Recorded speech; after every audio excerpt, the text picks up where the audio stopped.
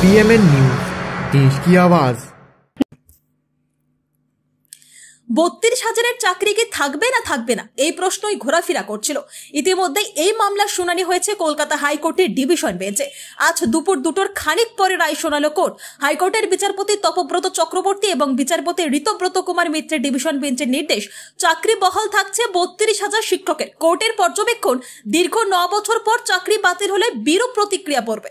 বিচারপতি বলেন, যারা ৯ বছর ধরে কাজ করছেন তাদের পরিবারের কথা ভাবতে হবে, যারা সফল হননি তাদের জন্য ড্যামেজ করা যায় না।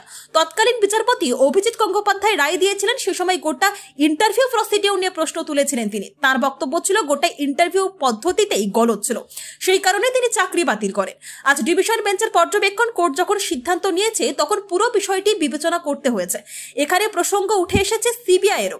বিচারপতি তপব্রত চক্রবর্তীর বক্তব্য, আদালত কোনো রোমিং ইনকোয়ারি চালাতে পারে না। দ্বিতীয়ত, যারা এতদিন ধরে চাকরি করছিলেন তাদের পড়াশোনা করানোর ধরনের ওপর কোনো প্রশ্ন ওঠেনি। তৃতীয়ত, যখন এই সাক্ষাৎকার পর্ব চলছিল সেই সময় যিনি পরীক্ষক ছিলেন তিনি টাকা নিয়ে অতিরিক্ত নম্বর দিয়েছেন, তার কোনো প্রমাণ নেই, যার ফলে গোটা সাক্ষাৎকার পর্বে যে গলদ হয়েছে সেটা একেবারে বলা যাচ্ছে না।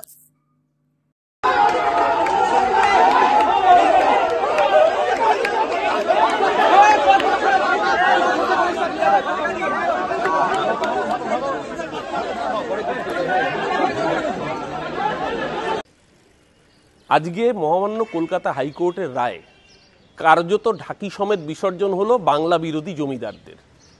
এর আগে অভিজিৎ গাঙ্গুলি, উনি বিচারপতি ছিলেন না বিজেপির দালাল ছিলেন আজকে পরিষ্কার। অভিজিৎ গাঙ্গুলি রায় দিয়েছিলেন ৩২,০০০ চাকরি খাওয়ার জন্য। আজকে মহামান্য হাইকোর্টের রায়ে প্রমাণ হলো যে রাজ্যের নিয়োগ সঠিকভাবে হয়েছিল। শুধু তাই নয়, এই রামবামের অতৃপ্ত যৌথ প্রেতাত্মা, এই কাকচিল শকুনরা ওত পেতে বসেছিল নির্বাচনের আগে চাকরি খেয়ে বাংলার যুবক যুবতীদের, বাংলার শিক্ষিত সমাজকে, তাদের মেরুদণ্ডটাকে ধ্বংস করে দিতে।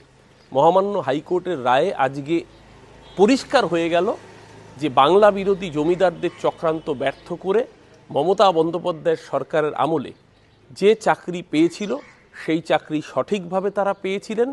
কিন্তু রাজ্যব্যাপী দীর্ঘদিন ধরে এই যে একটা পরিকল্পিত প্রোপাগান্ডা চালানো হচ্ছিল, এ রাজ্যে শিক্ষার মেরুদণ্ড ভেঙে দেওয়ার যে চেষ্টা করা হয়েছিল, আজকের মহামান্য হাইকোর্টের রায় সমস্ত চক্রান্তকে ধ্বংস করে এই অতৃপ্ত প্রেতাত্মাদের গালে থাপ্পড় মেরে বাংলার মানুষ আজকে প্রমাণ করল যে বাংলা উন্নয়নের পথে ছিল, আছে এবং আগামী দিনেও থাকবে। নির্বাচনের আগে এই চাকরি খেকোরা, এরপরেও যদি এদের উচিত শিক্ষা না হয়, বাংলার মানুষ তাদের শিক্ষা দেওয়ার জন্য তৈরি থাকলো। যারা এতগুলো মানুষের চোখের জলের বিনিময়ে ভোট জিততে চেয়েছিল, বাংলার মানুষ তাদেরকে ক্ষমা করবে না। जनहित से जुड़ी खबरों के लिए PMN न्यूज को लाइक करें, शेयर करें और चैनल को सब्सक्राइब जरूर करें।